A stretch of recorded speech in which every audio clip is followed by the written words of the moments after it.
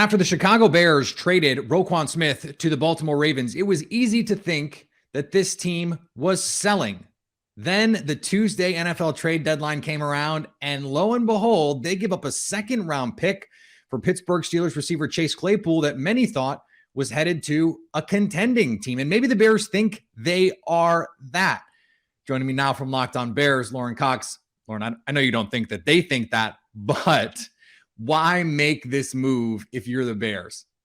It's been no secret that the Bears are short on wide receiver talent, but clearly I think a trade like this is not as much for 2022, but it's 2023 and perhaps long-term if you work out a deal with Chase Claypool to keep him around. This is about getting a young, still I think ascending wide receiver that hasn't panned out fully in Pittsburgh, and maybe a change of scenery, a different offensive system can help the Bears get a little bit more out of him in the process. And really it's this first positive building step towards building around Justin Fields, adding to the talent around him as opposed to continuing to subtract it.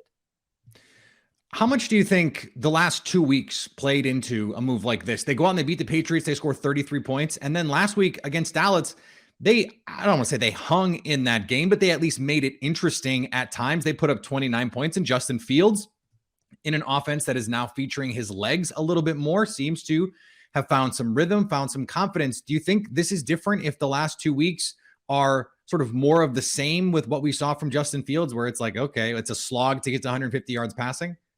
I can't imagine they would be as brazen about this type of significant investment in a receiver around him had there still been these bigger lingering question marks. Not that everything has been figured out with two really solid games from him, but it's sort of that proof of concept that you're like, okay, like they can at least see that this can work. Like you can get this to work in a way that looks incredibly productive. And this is a way for them to say, all right, let's add to that. Let's see if we can add a little bit of fuel to this fire before we get to this offseason, when a quarterback decision was likely going to have to be made, with the Bears potentially picking in the top 10 or even possibly the top 5 of this upcoming NFL draft. If they feel like the rest of this season can be that solidifying answer on Justin Fields by adding a wide receiver like Claypool and seeing if Claypool can be a long-term piece, all of a sudden you have a quarterback, a couple of receivers, and some young running backs. You have the foundational pieces for an offense entering an offseason when you have a ton of cap space and still some extra draft picks you're working with.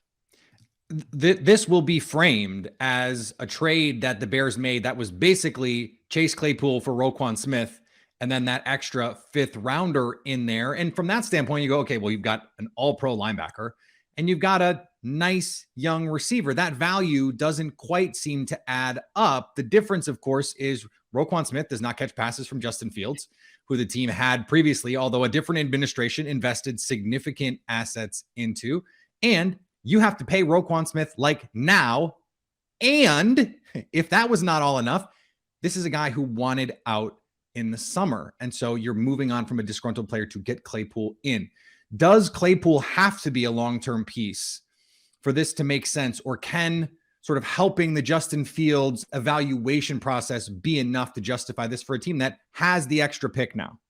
Yeah, there's no doubt that, it's a lot to give up for Claypool, and that it does feel like an overpay based on what the wide receiver market seemed to be and some of the players in the upcoming draft at wide receiver that you're going to like. But yeah, I think it doesn't necessarily have to be contingent on a long-term deal, but that's why you make it in the first place, right? Like if Claypool doesn't work out in Chicago, next offseason, you could get potentially a higher compensatory pick back for him to make up some of the loss of what you gave up in the second round pick to go and get him. So it's not like it's a complete sunk cost a couple of off seasons from now, but I think there's clearly that faith that he could be a difference maker in this offense and that he could be someone that is that long-term piece, especially when you pair him with some of his college teammates in Chicago, Cole Kmet, Sam Mustipher, a few other Notre Dame fighting Irish in here that maybe can help get him a little bit more back on track, get that buy-in in this Bears offense and start to move things forward. But I don't think the Claypool trade happens if the Roquan Smith trade doesn't happen, because they got that extra second round pick to make this price tag a little bit more palatable for the deal. Yeah, Chicago fans loving all of the Notre Dame influences in that team. There is a big overlap in fan base down in the Chicagoland area for sure. That, of course, not why you make a deal like this. So how does this change the outlook for the Bears this season? Yeah, the question is, how quickly can you get Chase Claypool up to speed, right? It's going to take a few weeks for things to really be 100%. You could get him in there and get some stuff schemed up for him. But we've seen this process with the Bears offense as a whole this season, that N'Keal Harry was injured and a little slow to come back from his injured reserve. Byron Pringle is going through the same process. The rookie Velus Jones Jr. has really only been a minor piece in this offense, as it's taken time for him to get up to speed and on the same page for Justin Fields. So we might really only be looking at 4 or 5 games of like really full speed Chase Claypool in this offense. And that's still something, especially when the team is already scoring, 29 plus points in the last 2 games without him. But, he can add that big body with some speed to give him just that kind of build that they just don't have in this offense right now. N'Keal Harry is big, but runs more like a tight end. But Claypool can be more of an explosive threat, especially with the ball in his hands. And for a quarterback like Justin Fields, that's not a pinpoint accuracy guy, but likes to fire the ball deep downfield, Claypool can have a little more of that catch radius, the bigger frame to put the ball on, and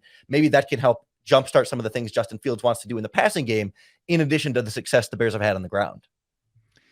Yeah, for Chicago, this does feel counter to the way that they handled this offseason, where they did not invest heavily in the 2022 Chicago Bears. And they drew a lot of criticism. I know that you were a little confounded by the way that they treated Justin Fields coming into this season, sort of like figure it out guy. That seemed to be their overarching approach. The offensive line played better than I think we thought they would be. Certainly this run game has been outstanding all season, but the receivers have been essentially as advertised. So if the last 2 games is not the overriding reason, what do you think is the reason to change sort of midstream here your approach to the 2022 Bears season?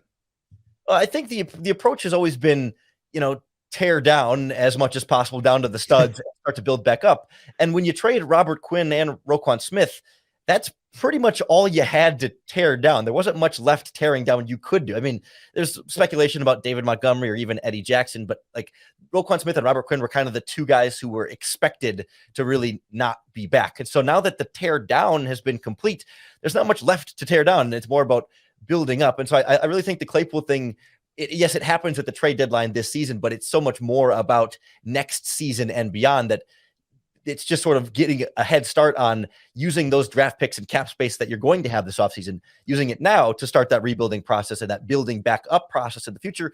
And in the meantime, you get some extra games for that quarterback and wide receiver to build some of that talent and really see how Claypool fits into the culture and into the offense, to make sure that, he's a guy that you're going to want to give that contract extension to before you have to give that contract extension to. So it's just, I think, an early look ahead for 2023 that, again, you paid a little bit of a premium to do so, but I think they see him as that long-term piece and want to make sure about it. As we wrap up here, Lorin, you mentioned that war chest of capital that they have this offseason in the free agent market. To what degree do you think the fact that, hey, we'd rather pay a guy like Claypool if we get him in-house for the next 8 games or 10 games, whatever it is, than just sign some guy off the street? Like this, there's a built-in evaluation process that they could actually use rather than going out and overpaying what is right now looking like a pretty mediocre receiver free agent market, and just say, we'd rather have this guy and then give him the chance to earn that. Christian Kirk got 17 million. Like Claypool could get 20, honestly, if he has a good second half of the season here. What do you think? What kind of impact do you think that had on a decision like this? Yeah, I think Ryan Poles has been pretty proactive in this regard and has had a good read on the wide receiver market. He had the opportunity when he first got here to re-sign Allen Robinson if he had wanted to. And that was, again, looking like a fairly big money type of deal. The Rams, like what the Bears would have done, gave him a pretty low year 1 cap hit to fit him under the cap. The Bears probably could have afforded that this offseason, knowing that it was going to spike back up this year. But, that hasn't panned out for them. And Robinson has not been the receiver there that they were hoping he could be. And you look at this wide receiving class, and you're right. It's not a group that has a premium dynamic number 1 receiver just sitting there waiting to be signed or set to hit the open market. And so your best bet was probably going to be the trade market. And not that Claypool is, the Tyreek Hill, Devonta Adams level of wide receiver trades that we've seen, or AJ Brown. I mean, it's been a long list, but that's been the way good teams have added at wide receiver, the really good wide receivers. I don't think Claypool quite fits in that category, but I think it's the same thought process for the Bears, saying if we want to get an impact player, it's going to have to be through the trade market or in the NFL draft, but you might have to wait a little bit for that draft pick to kind of come along. And I guess they viewed Claypool better than the options they think they might have in the second round this year. For more on this trade and everything else Chicago Bears, check out Lorin Cox on the Locked On Bears podcast. Of course, subscribe Locked On NFL on YouTube and wherever you get podcasts. And check out Locked On Sports today. Lorin on that one as well. Lorin, appreciate it, buddy. Thanks for having me.